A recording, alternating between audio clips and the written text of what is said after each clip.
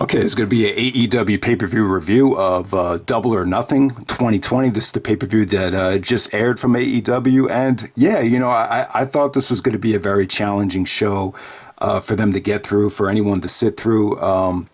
This is just one of those pay-per-views that, because of the situation, I don't think you could really take it too seriously. And I do not think this would have been the card that was originally planned. For obvious reasons. So yeah, it was pretty cool. I kind of have mixed feelings on the overall crowd, but yeah, pay-per-view was, I really thought they could have cut this, at least by 40 minutes, but because, I don't know, I think because of the WWE Network, I think they look at how long those pay-per-views are running. Maybe this has something to do with the Bleacher Report contract. Maybe the pay-per-views have to go a certain amount of time. But honestly, you could have took an hour off this show, and I thought it really would have helped a lot. But all right, so let's get right down to it. The first match tonight was the Casino Ladder match for the first ever AEW, or the Casino Ladder match for a future AEW World Championship match. And, the overall match, I just don't think it came off that well. This is a different format for a ladder match. You had two guys start up out there, and it was like every 2 minutes, another guy would come down, kind of a merging of Royal Rumble with a ladder match. And I just don't think it worked. Particularly in front of this type of crowd. When the normal crowds do come back, though, I like to see them give it another shot. Maybe would have came off better.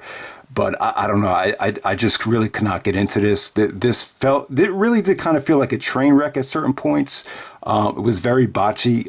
It really just kind of felt like there really wasn't a lot of pressure in this sort of atmosphere. So you definitely saw a lot of guys take chances, and some of it came off a little bit botchy. You did have guys really pull out some cool things. Darby Allin pulled off some great things. The Cassidy stuff didn't really work for me in this match. Janella actually did a beautiful Death Valley driver on one of the AEW Double or Nothing casino logos that came off pretty cool.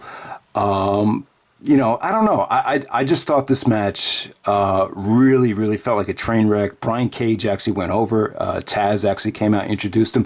I'm not sure if this is Brian Cage's AEW debut, but, you've seen him in PWG. You've seen him in Lucha Underground. He's very jacked up. He's going to get a future AEW championship match, especially with Taz on his side. That should make for a very interesting combination. But like I said, guys, this match just didn't work for me. Maybe some of you guys like it a lot better than me. I was actually watching this match with the Spanish commentary by accident. Then after this match, I changed it.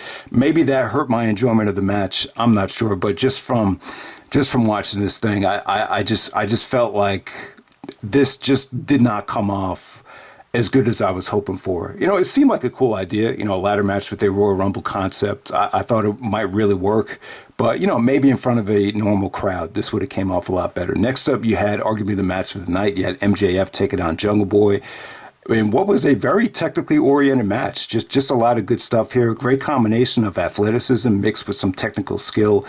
Jungle Boy did a brutal reverse Rana to MJF on this edge of the ring apron, side of the ring apron, and it looked like MJF fell on his head. I think it was Excalibur said, "Oh, he's got a broken neck."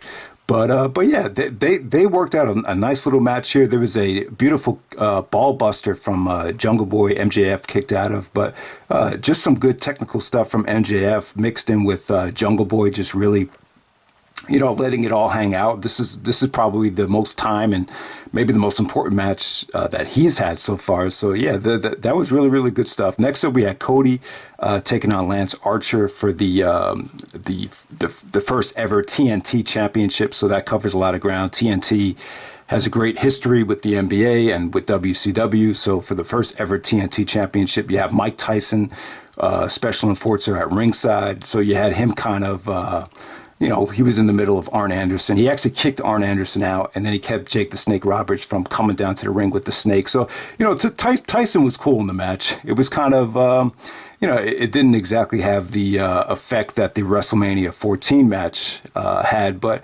it was cool. This got maybe too much time. Cody and Lance Archer right here.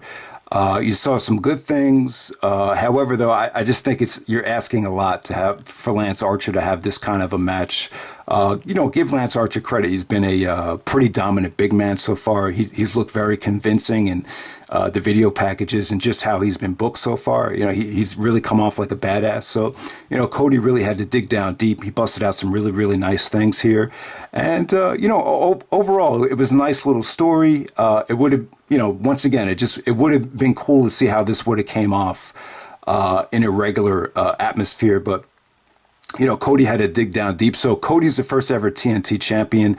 Because he lost to Jericho, I don't think he can win the AEW championship. So it gives Cody a lot of purpose now that he's a TNT champion. Doesn't have to worry about, the AEW championship. So I thought it was a good call. And, who better than Cody Rhodes to win the first television championship? All right, so next up we had Kris Statlander taking on Penelope Ford in a singles matchup. Honestly, I don't mean to bash it, but I felt like this could have been cut off the show. It just really felt like, intermission time. Both girls look good. I mean, the finisher that Kris Statlander used, kind of a variation of a tombstone, and came off really good. Penelope Ford, very attractive girl, still a lot of room for improvement. The match was not bad at all. It was just tough to follow in that spot. And same thing with the next match. You had Dustin Rhodes making a surprise appearance, taking on Shawn Spears. It looked like Dustin wasn't going to show up, and then Brandy came out, distracted Shawn Spears, and then Dustin Rhodes kind of came out of nowhere. This was more of a humiliation match, more of a comedy match. Shawn Spears actually had Tully Blanchard, a picture of Tully Blanchard right where his dick would be when they pulled down his pants. So that was kind of funny. But yeah, it was a nice little comedy break. Those two matches kind of felt like intermission. Next up, you had the Women's Championship match. You had Nyla Rose taking on Hikaru. Shida, no disqualification match. A lot of good stuff with the kendo stick here. Hikaru Shida really kind of, did the best she could to use her quickness and just her smarts to take out Nyla Rose here with just, running knee strikes, just a lot of counters to, a lot of chances that Nyla took here. But yeah, it was a huge upset here. They talked about how Hikaru Shida, one of her Japanese friends, I don't know, they didn't really go into depth about what happened, but JR just said, stay off of, social media is not, it's supposed to be meant for good things. It's not meant for people to, maybe she committed suicide. They didn't go into depth about what happened. I don't know if it had anything to do with the coronavirus, but if any of you guys know exactly what happened to Hikaru Shida's friend, let me know. But I think it was a good call there. I think Hikaru Shida, she had that awesome match back at All Out against another Japanese girl that was really good. So, yeah, she's got a lot of talent, and I thought that was a really, really good call. All right, so next up, you had Jon Moxley taking on Mr. Brodie Lee for the AEW Championship, and not a very attractive matchup. It's not a matchup that really screams main event, but hey, Brodie Lee is a hell of a worker. I think you can argue that he's probably the best worker out of the three guys from the Wyatt family. He actually came back as the Exalted One, so he's actually cut a lot of good promos. So he's really been able to show what he can do on the mic. The match of Moxley here, he actually stole the championship. They kind of rushed into the build here. I even, when I did the last AEW review, I almost forgot that, I actually did forget that these two guys were wrestling. So this did not have a lot of build up. But it was good. It was a good victory for Moxley. The match really didn't get that much time, and it just didn't have the oomph behind it that I thought it should have. But it was more of a brawl. You saw some good table bumps. You saw Moxley actually do the dirty deeds from the stairs through the ramp. So Brodie Lee actually goes through the actual ramp. And it was good. The match got really intense from there. Brodie was actually cut open from the head, and Moxley really went for the kill, started doing the elbows. That came the finish after the dirty deeds through the ramp came off really, really well. Like the last couple of minutes, they really turned the switch here, and the match definitely got into a different gear.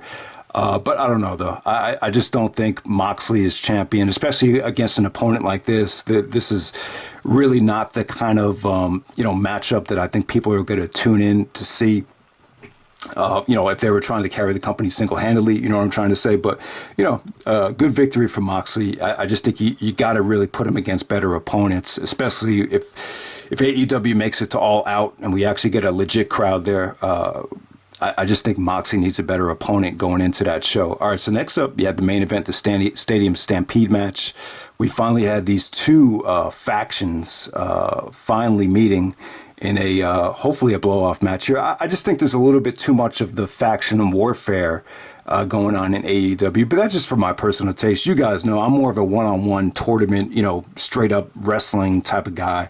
So I've never been a huge fan of, faction warfare. I think that's probably the worst time in Ring of Honor history when Gabe was there, when they were doing all that faction warfare stuff.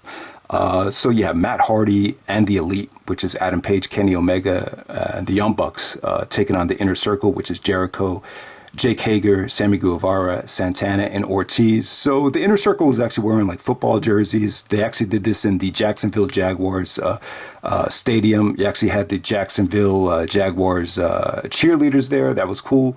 So one of the things that really irked me about this show was the crowd. And I understand they tested a lot of people there. Vicky Guerrero was there. You had a lot of, probably, developmental types of wrestlers.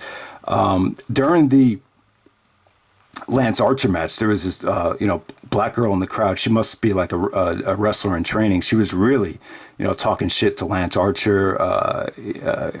Vicky Guerrero was screaming at the referee in the Penelope Ford match, which came off very forced.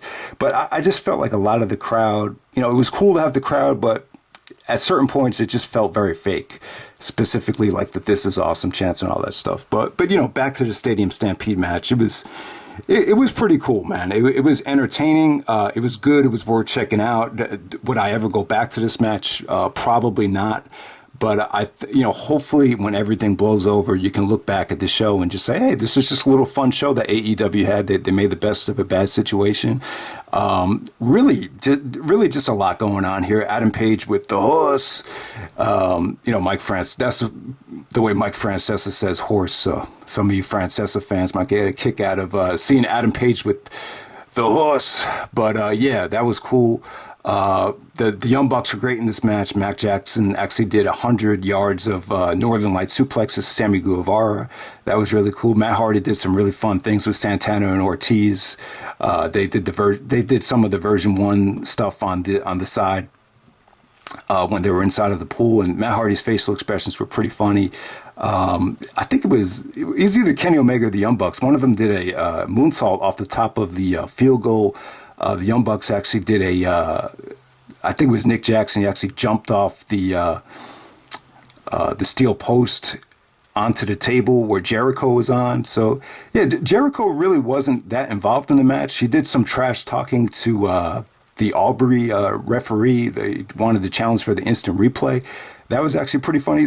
I think if you're in a really good mood, this match would come off really, really good. If you're sick, you're in a bad mood, you might find this kind of like laughable, but it all depends on mood. This is definitely a mood match. It went very long. It went over a half hour. But just a lot of good stuff here. Young Bucks got the pinfall over Jericho. I think that's how it ended.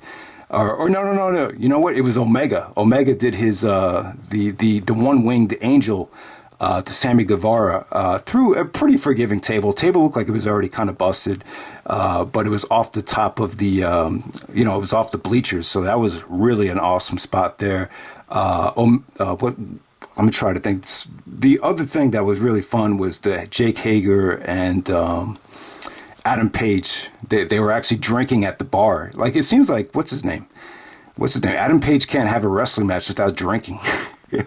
I mean, it's kind of funny, but they started off drinking. At first, he's like, "You want to fight? You want to drink?" And all of a sudden, they started fighting at the bar. So that was pretty cool. But overall, this is a pretty fun show for what it's worth. Main event was really something to see from top to bottom. Though I would not recommend watching this whole thing in one sitting. Definitely take some breaks. The crowd was kind of annoying, but you could argue at certain parts it was better than not having a crowd at all. The Hikaru Shida match was really dope. You had a new champion there. The Stadium Stampede match, a lot of fun. You know, Moxley, Brodie Lee was pretty average. But I would say probably the best match of the night was MJF and Jungle Boy. I think from a wrestling standpoint, the MJF match and the Hikaru Shida match were the two best matches of the night. But, you know, the spectacle, what you're going to remember the show for is the Stadium Stampede match. So that's pretty much it, guys. Hope you enjoyed the video. So that's Double or Nothing 2020, and I'm out. All right.